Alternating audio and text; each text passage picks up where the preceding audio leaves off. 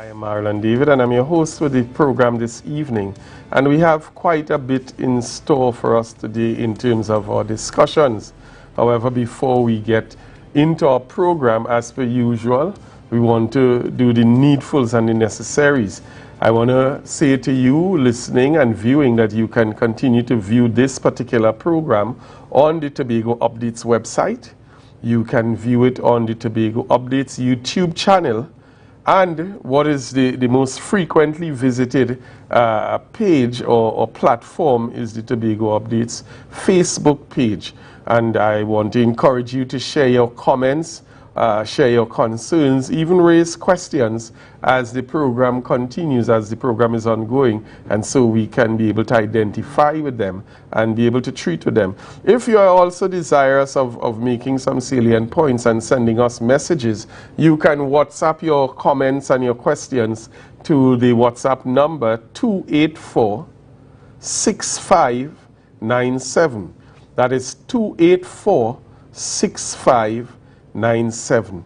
So I want to encourage you this evening. We're logged on to the Minority Report. Share the live. Call your neighbor. Call a friend. Tell them it's time that the program begins. We want you to log on. We want you to be a part of the discussion as we continue to unmask the issues, as we continue to discuss the facts, as we continue to raise public awareness to those things that are necessary to the development and the advancement of Tobago.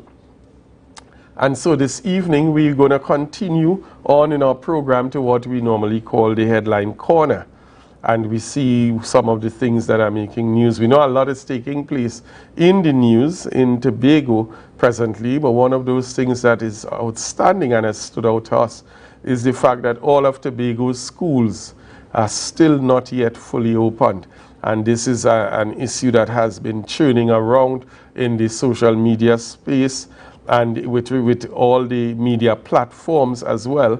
And up to recent as this morning, I think it was, we would have heard from the tutor representative once again expressing his disappointment and speaking on behalf of many of our schools' principals and so on, expressing his disappointment as it pertains to the readiness and the preparedness of schools.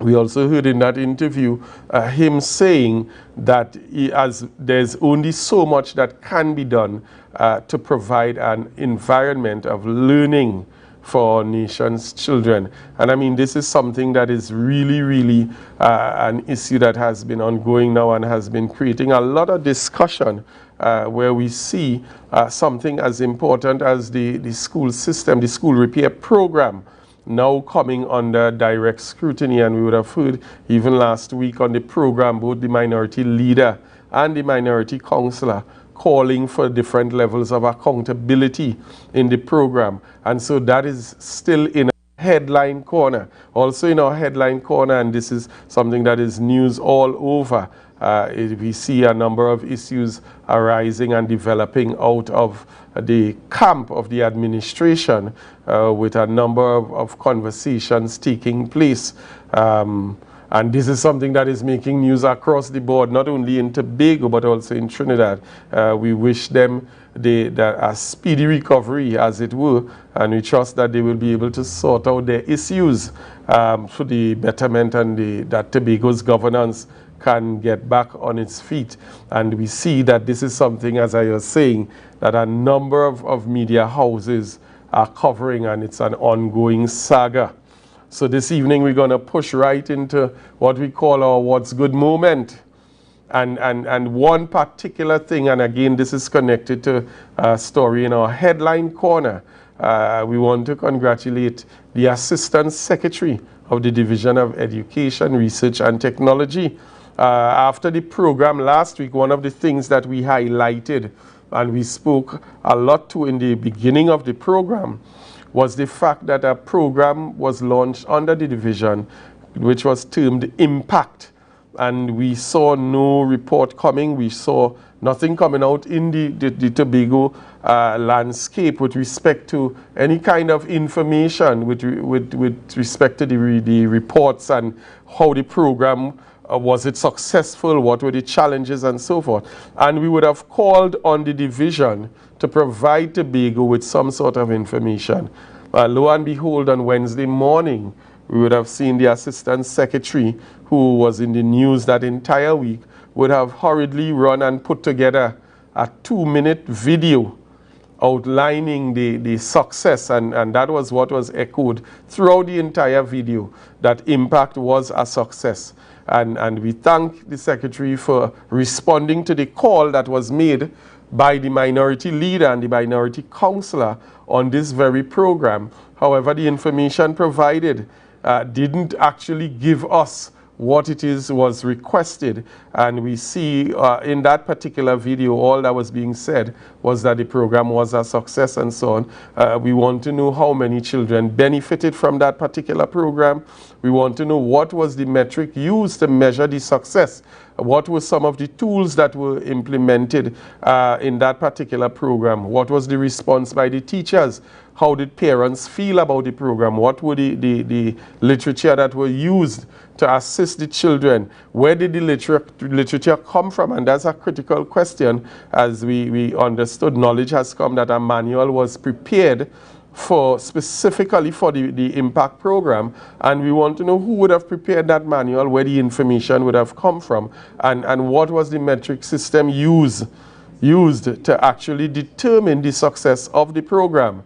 And so there are a number of questions still left unanswered in that particular video. And so we still have open ends and loose questions about the Impact program coming out of the division. And we see the division continuing to be in the news, still overflowing into this week, again with the issues of schools not being ready. And again, every day comments and information is coming in with respect to that particular issue, and we again are calling on the division to get their act together.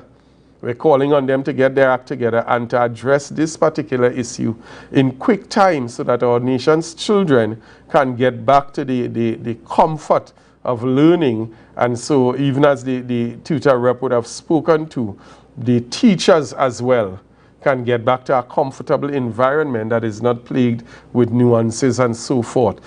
Some schools still have a lot of debris scattered all over the yard, and children are running and playing about in the midst of it. And I know that this, as it seems, is also a health and safety issue. So we're calling on the division yet again to get their act together and to come back to the people and report on these particular issues so that we can all have a peace of mind when it comes to these particular topics that are circulating. So that's it for our What's Good moment. And this evening I want to give you the opportunity to share the information, share the live, share the link, call a friend, discuss and say to them, listen, let's come into the Minority Report and hear what the issues are, and we're going to be able to benefit as Tobagonians and the wider space in Tobago. We're going to see a lot more taking place when we are more informed as to what is taking place. We're going to go for a quick break, and when we come back, we're going to continue our discussions here this evening as we get into the fact of the matter. So stay locked on, and share the live. Share the live. Share the live. You're moving your ways. Entertainment. Yes, we're bringing it to you. Tobago Updates. It's all about the new entertainment show, the VIP Experience, hosted by your boy Snoopy. Tune in every Wednesday from 8 p.m. and on Saturday mornings at 9 a.m. We're bringing to you the best Tobago has to offer. We're showcasing interviews, music, and everything that is fun. So join me on Tobago Updates for the VIP Experience. Yeah, man. Watch on your back in that like about to overload. Watch them sexy Tobago woman. Beauty from head to toes in the sun. Skin food don't need no lotion. The best place to stay in Tobago is at Thorn's Place, with rates starting as low as 200 TT. Call or WhatsApp 745-7306 or 682-8676. We are located uptown Scarborough, 5 minutes away from the port. Remember, at Thorn's Place, our aim is to make your stay safe and affordable. Life, the concert. Says our destiny. Friday, 23rd September. The night before Republic Day. She says our destiny. She get next to me. At the concert capital, the Queen's Park, Savannah. Settle down with me, lady. It is to say you are driving me crazy. Guinness welcomes Mavado and his full band with rising superstar Skag. Life, the concert. Powered by Guinness and Strictly FX. Our national borders, our first step to security, but a possible access point for guns, drugs, crime. If it does not look right, do the right thing. Call Crime Stoppers anonymously. 800-8477. Report possible border crime.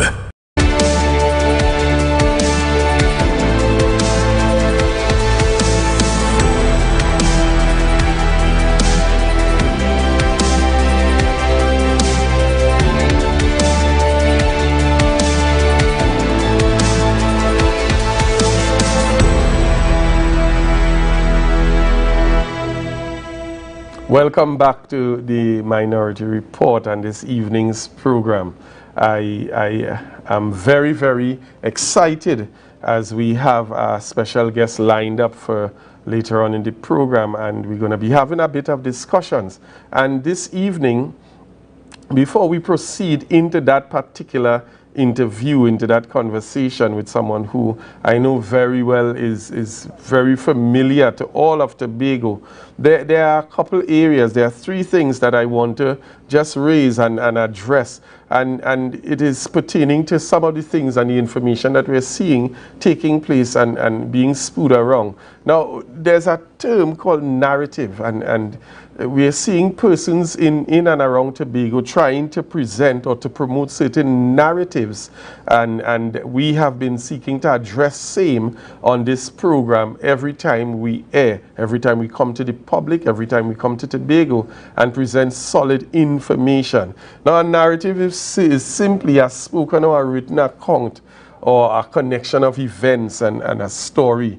And so persons are going around and trying to promote stories that are not entirely true. And the first narrative that I know we would have dealt with, specifically the minority leader on the program earlier on in the year, is the narrative that PNM left the Tobago with no money. PNM left Tobago with no money.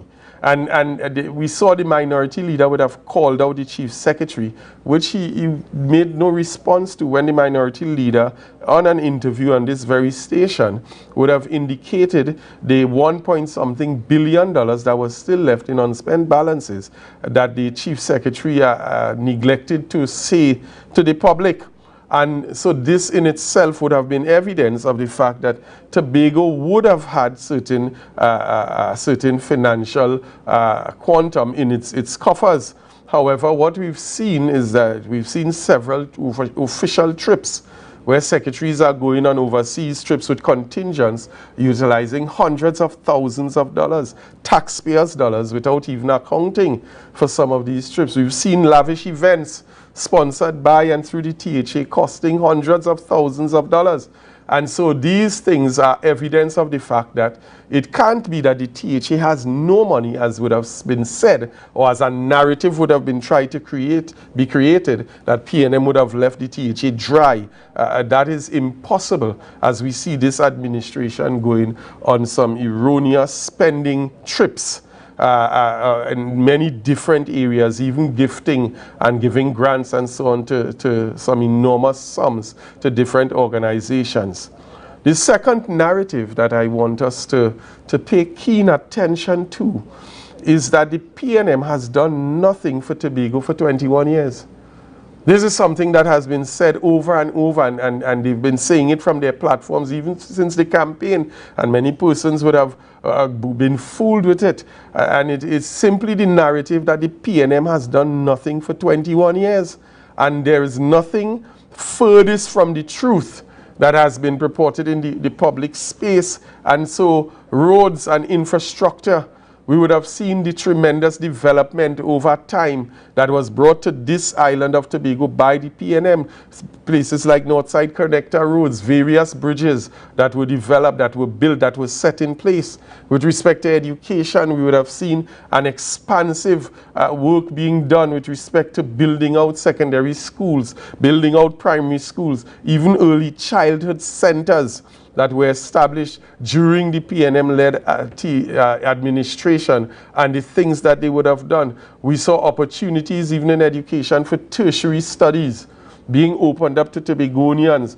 We saw schools like COSTAT, UE, USC, all extending their services into Tobago. Yet still it is said, a narrative is trying to be created that PNM did nothing for Tobago. We saw communities develop from where they were. Even after the hurricane, we saw Tobago being built back by a number of initiatives and policy decisions that were taken by the PNM, the PNM THA administration. We saw collaborations with central government. We saw the agencies of central government stepping up to the plate, working along with the THA administrations, successive administrations, WASA, TNTEC, TSTT, to provide water, drainage to communities. We saw community centers, we saw Y zones, we saw hospitals, we saw health facilities. As a matter of fact, most of the development that has taken place in Tobago has been done and has taken place by PNM-led THA administrations. And so it is definitely a deliberate falsehood, and it is lies that is trying to be perpetrated to say that PNM has done nothing for Tobago for 21 years. We must be able to remember these things.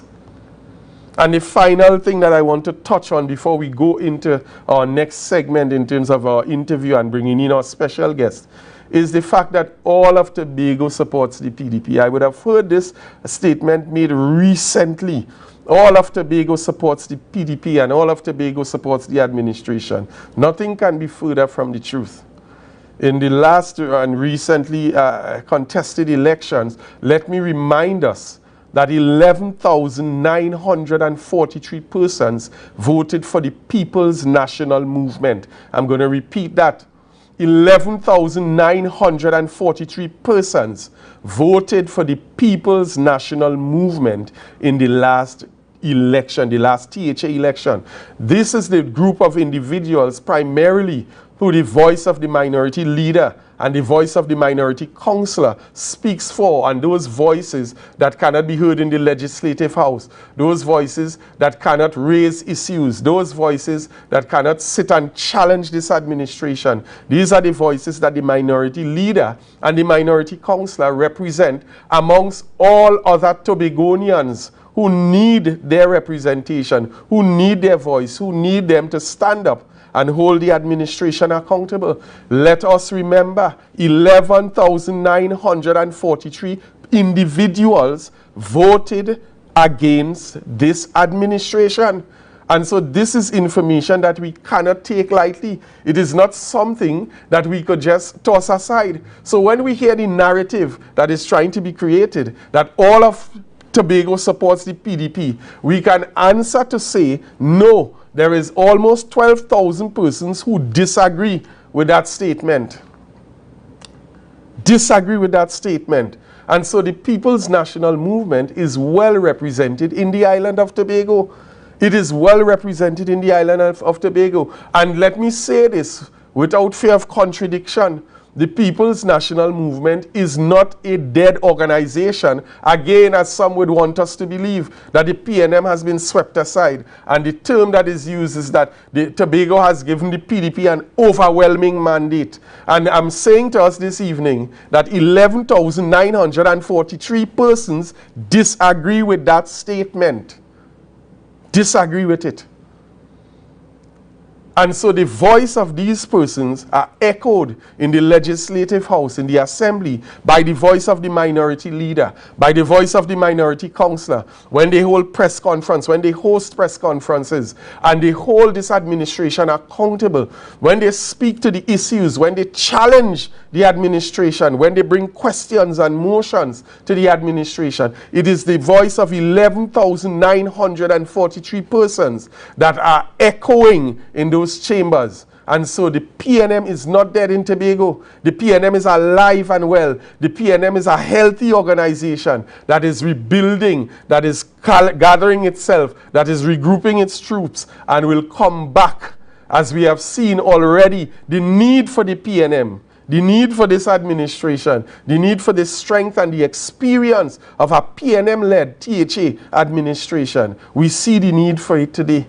And so I want to dispel that particular narrative as well that was created and that continues to be spewed to create a psychological impact in Tobago. The PNM is alive and well in Tobago. 11,943 individuals say so.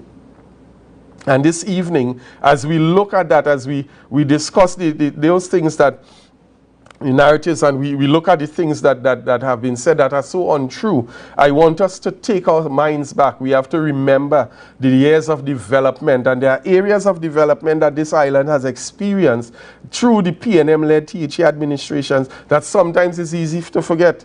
And so this evening, as a guest on the program, I want us to welcome, I'm wondering, Mr. Director, are we ready? Is our guest ready? Yes, he is, and I'm seeing him coming in now. This evening, I want to introduce to us a man who I'm certain is no stranger to any of us, a man who has served this island with a great amount of excellence, who has done human service to the island and the people of Tobago in various capacities. Join me this evening in welcoming to our program Mr. Oswald Williams. Welcome this evening, sir. Thank you very much, sir. How are you? How are you this evening? Well, I am here, thankfully, by the grace of God, I'm good. Very, very glad to hear that. Now, for those of us who may not be very familiar, I'm just going to give a brief profile, Mr. Williams. As some of us would know, most recent position would have been his appointment as presiding officer. However, he would have also served in the capacity of, prior to that, chairman of the board of TRHA, and also assemblyman and secretary of health. So he's somebody who would have seen the development process of Tobago. He would have been part of the process. He would have contributed so much to what we saw and what we now experience and benefit from on the island of Tobago. And this evening, Mr. Williams is joining us in the conversation to share a bit with some of what he would have been able to not just contribute, but be a part of in terms of our development on the island and what we would have seen. So, Mr. Williams, again, good evening. Tell us a bit of who you are. I know I would have said some of it, but I want you to just share with the listening public and the viewers a bit more about who Oswald Williams is. Well, in as much as you have said so much, I guess I can simply reiterate that I am a citizen of Trinidad and Tobago, a resident of Tobago for most of my life, barring maybe about 10 years or so. And I have been engaged at various levels. I've taught in the primary school, I've taught in the secondary school, and I have served as an assemblyman and in other various capacities, as you have indicated. So that's me. Tell us a bit this evening of your journey into politics. You came into the politics and you really were able to make a significant mark. Tell us about how that journey began. What inspired you to get involved in the politics of the island? Well, I hope this doesn't disappoint you. It wasn't so much inspiration as indication in a very interesting sense. I have a friend from a long time based on our careers as teachers. I worked with him in his journey towards becoming an assemblyman, a secretary, and even chief secretary. And eventually one day he indicated to me that since basically he said, look, you're giving me good political advice, so look, become part of the process. And he handed me a form to become part of the political party. I have journeyed with him in terms of his campaign.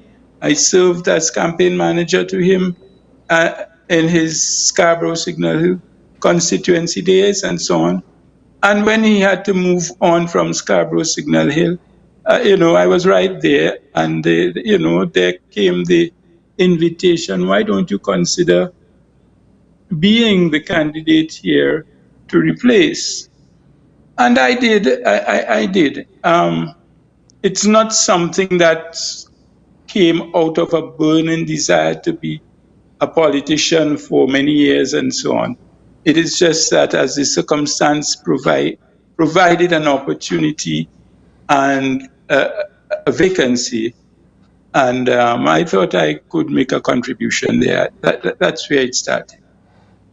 Very well, and so even coming out of that, we saw a real heavy contribution, and I want us to get into a bit of discussion this evening in terms of your contribution. Now, you served for some time as the Secretary of Health, and so I want us to discuss a bit of what was some of the things that we were able to see being achieved under your tenure, and even if you can speak to the time before, because we want to be able to understand what were the developments, especially in healthcare in the island of Tobago, and how these initiatives came about, how were they driven, and so on. So we definitely know that probably the construction of the Scarborough Hospital was one of the things that may have been piloted even in your time. So tell us a bit of those initiatives that we saw come to bear fruit under your tenure. All right, let me say that my tenure at the Division of Health as Secretary was just a little bit more than 2 years, from 2006 towards the end to the elections at the beginning of 2009. During that time, there was, when I got to the Division of Health, the conversation for the construction of the Scarborough General Hospital was very much ongoing. And therefore, it fell to me to oversee some of that conversation. So yes, the Scarborough General Hospital was constructed as a PNM project. Unfortunately, well, at the time when the hospital was finished and was ready to be opened, the PNM administration in Trinidad would have limited office. You know that after the 2010 election, there was a new administration in Trinidad, but so that the opening of the hospital did not fall to us as such. But in terms of the process of all the preliminary discussions, all the preliminary things put in place, including the contract and project management and every other aspect of that process, because the contract included building and equipping of the hospital. All that came through PNM initiatives. Mm-hmm. So At that point, prior to the construction of the Scarborough General Hospital, what existed? What was the facility that would have been utilized? Where would people go for medical services? Well, of course, we had our regional hospital at Fort King George, what we refer to nowadays as the old hospital. But it was the premier facility here. And of course, because it was all we had at the time, it was our responsibility to maintain and upgrade and so on as the need arose. And we did that. Now, out of this same rebuilding and the conversation to rebuild, one of the things that we also saw coming out of that was an increase in the number of outpatient clinics and departments at the Scarborough General Hospital, including neurology, cardiology, and so on. Tell us a bit of how these conversations came about, what contributed to it, and what was the need, why we saw the need to actually go in that direction to expand into these programs. Well, one of the things that happened under the PNM administration in Tobago, because even though the central government financed the project, a lot of the operational and oversight issues fell to the THA under the PNM administration. And one of the things that happened is that the medical professionals in Tobago at the time were very much involved in that process, because we had committees sitting in terms of discussing and agreeing and recommending the services and, where what should be and all the details in terms of putting the hospital in place. Even in terms of the details, even before construction, those committees functioned and advised the administration. And of course, we in turn were able to send the recommendations to telegraph those recommendations to the project management, which was the responsibility of NIPDEC, and of course, liaising with the central government as well, because of course they had their interests as well in terms of ensuring that what was done would have been to the benefit of the community. It was an expanded project, much wider in scope than what existed at the time, and you would have noted that we moved from a regional hospital at Fort King George to a general hospital. So the scope was vastly expanded. A number of services were provided in the new structure that could not be accommodated at Fort King George. You mentioned something there, and it's very interesting. You said we moved from a regional hospital to a general hospital. Could you give a bit of explanation? What was considered to be a regional hospital, and probably what was the scope of a regional hospital? Well, all right. If you will, let's look at the Trinidad scenario as an example. You have general hospital in the major areas of population and concentration, Port of Spain, San Fernando, and the other centers of population. And of course, where the population density did not require it, there are other facilities that are regional. For example, we talk about the Arima District Hospital and so on. So that it was, I think, a question of scope. When the population would have grown, and with the need for additional services would have become greater because of the growing population and the growing complexity of the community anyway. So that you needed to widen the scope and provide more services, and therefore that's where the general hospital concept came in. So it's safe to say that the PNM-led administration at the time, upon recognizing the dynamics and the changing dynamics of the Tobago population, really took that decision to improve, yet again, or continue improving the healthcare system. Exactly.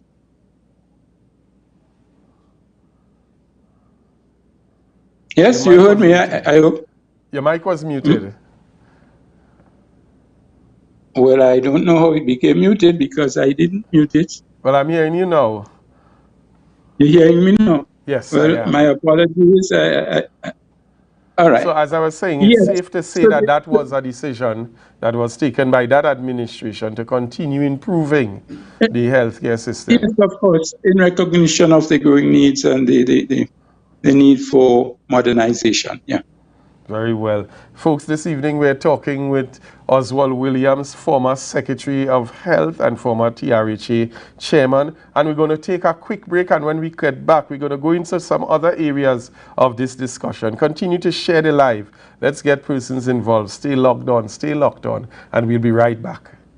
The Street 919 FM and the Tobago Updates presents the Tobago Updates Morning Show live simulcast on the Street 919 FM. Start your day with all the information you want and need with the simulcast of the Tobago Updates Morning Show live Mondays to Fridays from 7 a.m. on the Street 919 FM, the official station that defends the nation. Hello, Crime Stoppers? This is Crime Stoppers. Please share only your crime information. I want to report a crime, but I need to make sure it will not be traced back to me. Caller, I assure you, there's no record of this call other than the information you give us and the tip number I assign you for you to call back and check on your reward. This system has worked in 26 countries for more than 40 years. Help stop crime. Call Crime Stoppers at 800-TIPS today. Calls are safe and 100% anonymous. There's a taste in the air everywhere. Feel the vibe, cause it's something to share. Smooth, rich and creamy, you'll find it right here. Makes you smile, relax a while, it's fun and good cheer. Ooh, enjoy every scoop. Ooh, every taste will get you hooked. We have flavors that you love, a combination special. Come along, enjoy our treats. This is Uncle Pete's.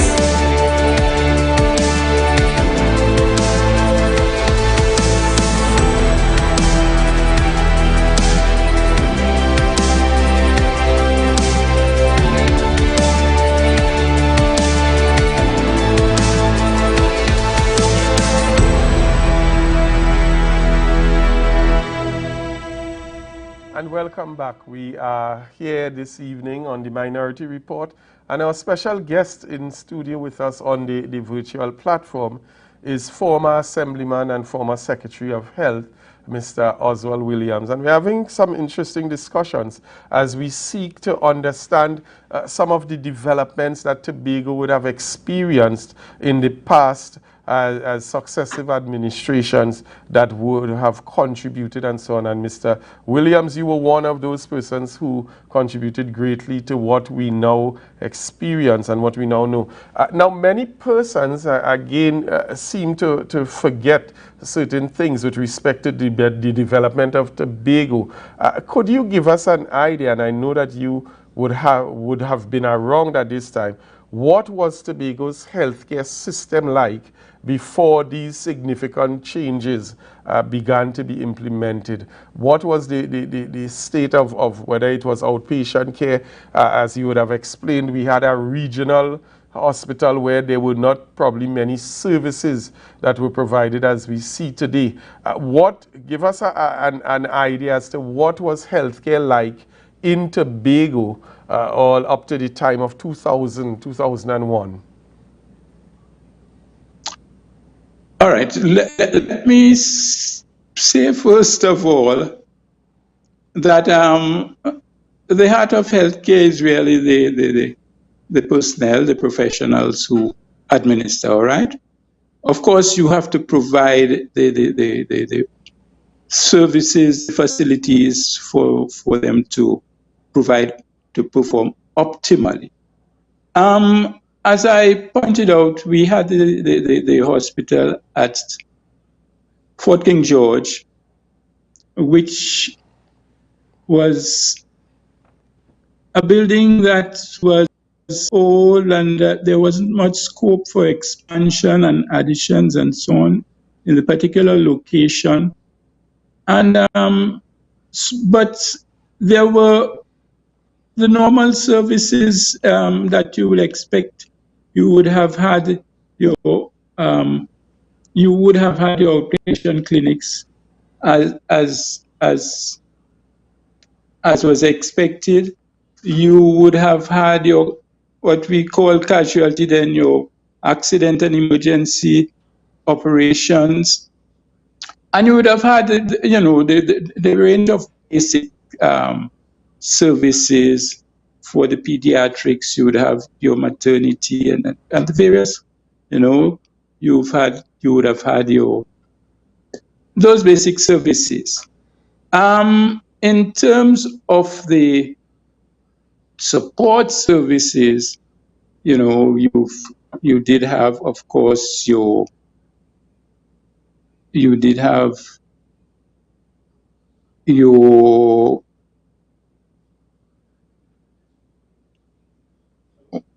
where you have your laboratory services and all the other supporting services.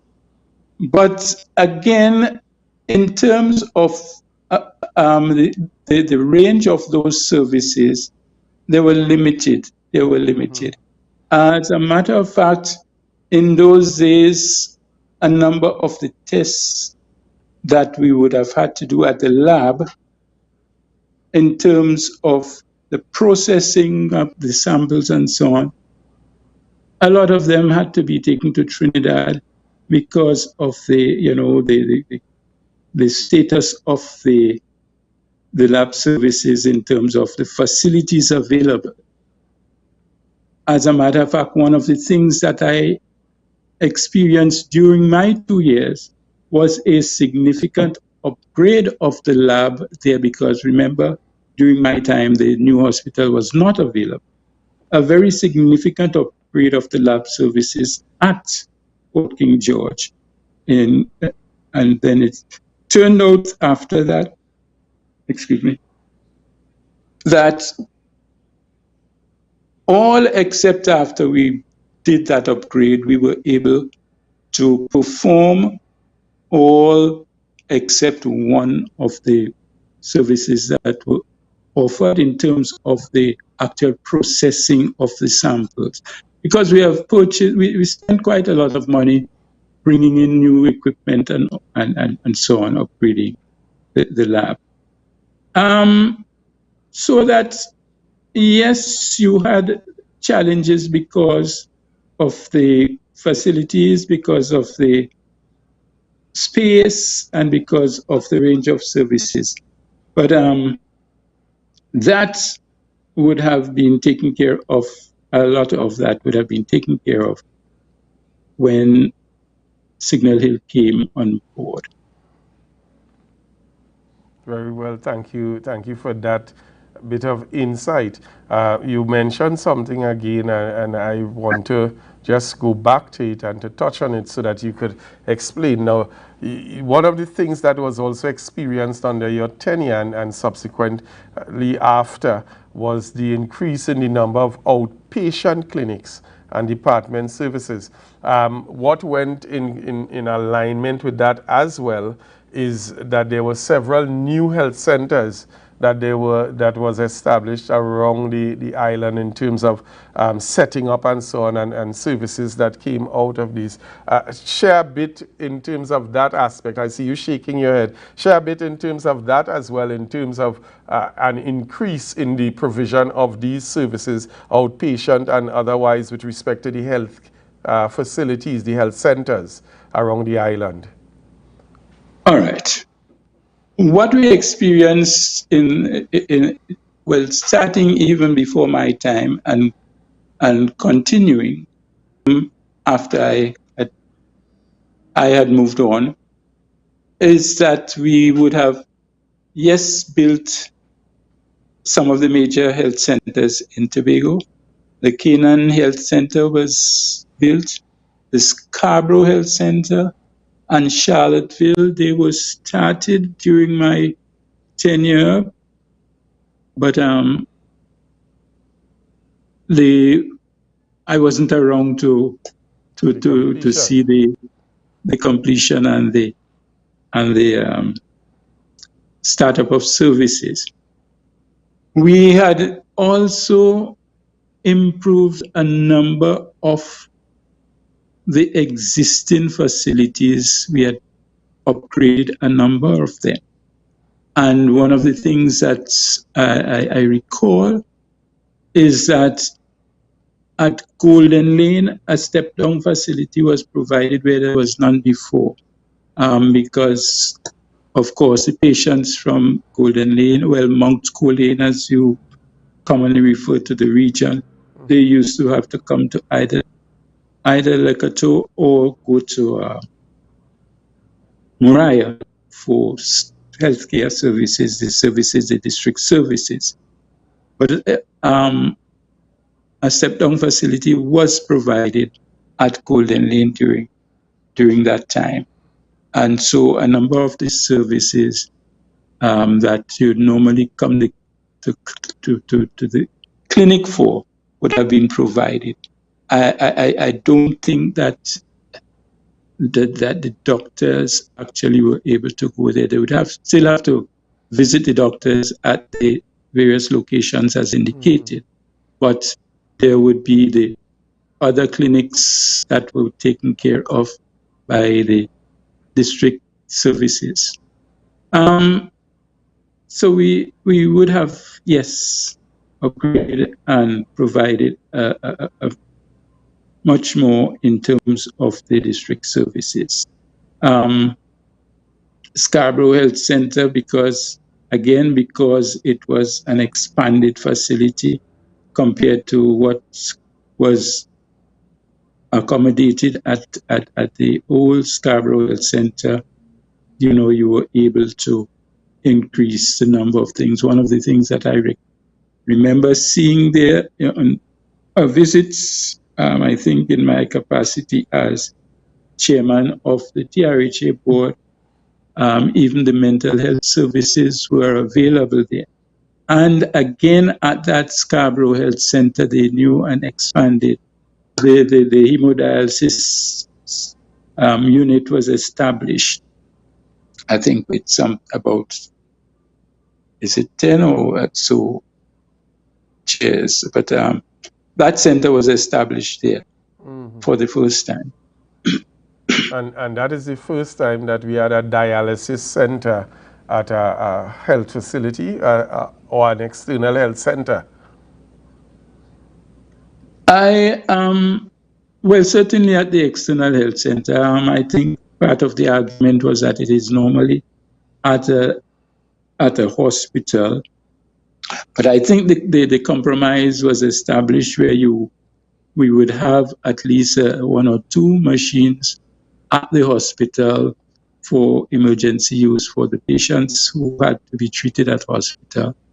And but it might have been a case of space constraints because perhaps there was not provision for that kind of service at the new hospital. But the health center at Scarborough provided accommodation for that unit. So, Mr. Williams, our discussion will be beginning to wind down this evening. And again, you're heading in a direction exactly where it is I wanted to take the next bit of conversation. You mentioned that in your time as chairman, one of the things that you were able to do in terms of the visit to the Scarborough Health Facility. During the time that you served as chairman, we know that you would have contributed quite a lot as the secretary. During your time as chairman also, Share with us some of the initiatives that you would have seen or you would have guided the board of the TRHA at the time in terms of navigating and managing the healthcare system on the island of Tobago. You would have thrown me down. You would have put me in a spot here as the chairman of the TRHA.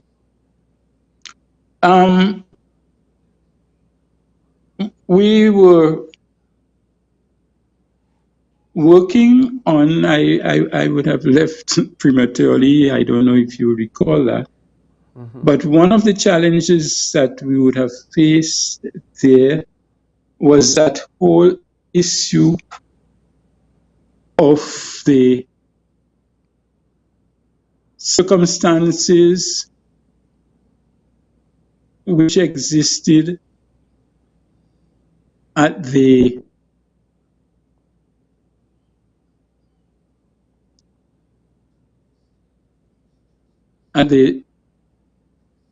facilities where the meals were provided and the tenure of the staff and whether it was something, whether it was something that we could do better. And there was conversation and discussion because it was felt that that would have been something that could have been privatized.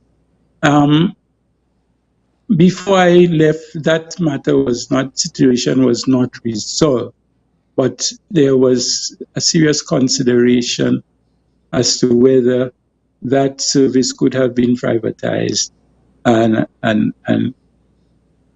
give that service to maybe some cooperative or some other entity to take care of the meal preparation. In terms of there has been that would have started before I got there, but we were able to see that the cath lab would have come on stream and that we would have witnessed the initial use of the cath lab, the first set of patients. There were, of course, and again, this preceded me, but again, it was a situation that we had to regularize in terms of the heart clinics, the cardiology clinics, and the services that were provided. They were contracted out, and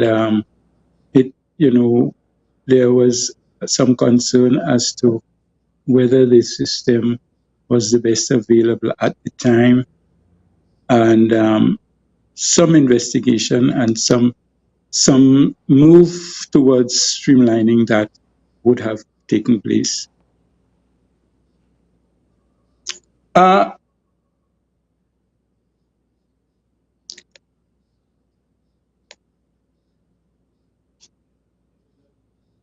Overall, with respect to the TRHA, I do not recall some of the specific services that we would have been able to initiate, but there was always a general move towards providing, broadening the scope of the service at the hospital and at the healthcare facilities. We would have seen, for example, some increases in the hours of service, that expanded hours of service, especially at those major institutions like Canaan, Scarborough. So what you're saying then is that what we see, or what we have been able to see and benefit from, is continued improvement. And I'm glad that you gave us a bit of a picture of healthcare back in the day, because some of what you're saying, I'm certain that many persons didn't have the opportunity to experience or to even understand where the healthcare system came from. And you spoke to a number of initiatives, and even the major ones in terms of the construction of the health facilities, the Canaan, the Scarborough, and the Charlottesville in particular healthcare facilities.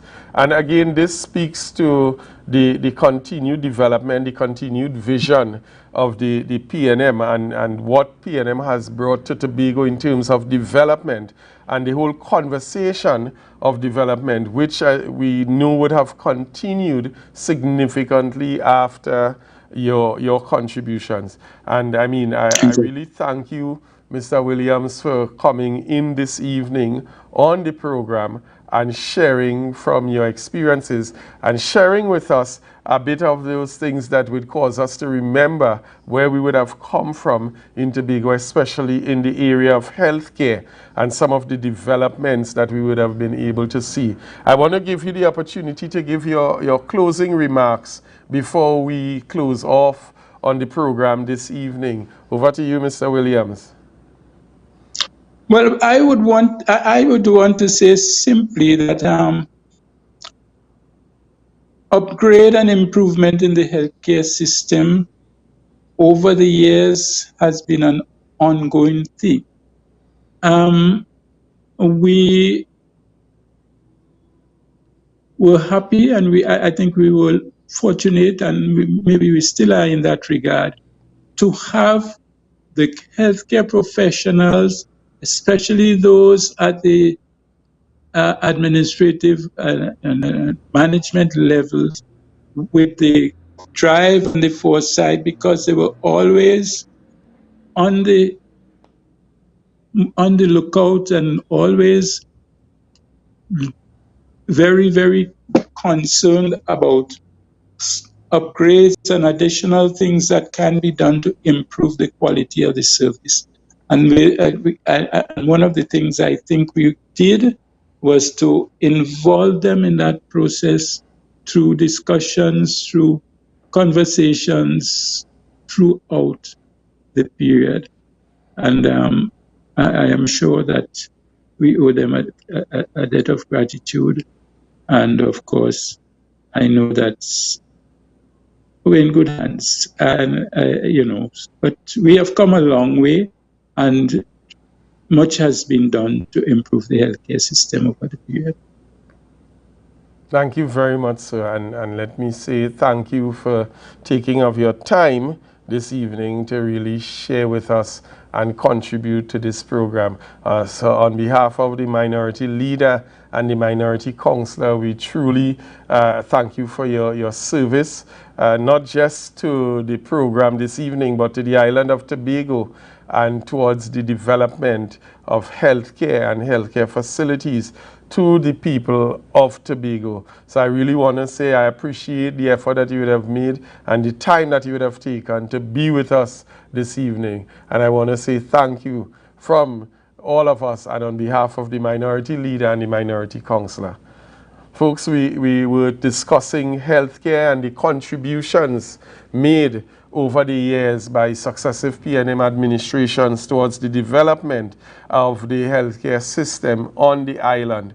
And as we close this program, as we're about to wind down, I want to take the opportunity to remind us this evening, as I would have begun this program, that the PNM has made significant contributions to the island of Tobago. The PNM has made significant contributions to the development of Tobago, and we must never forget this.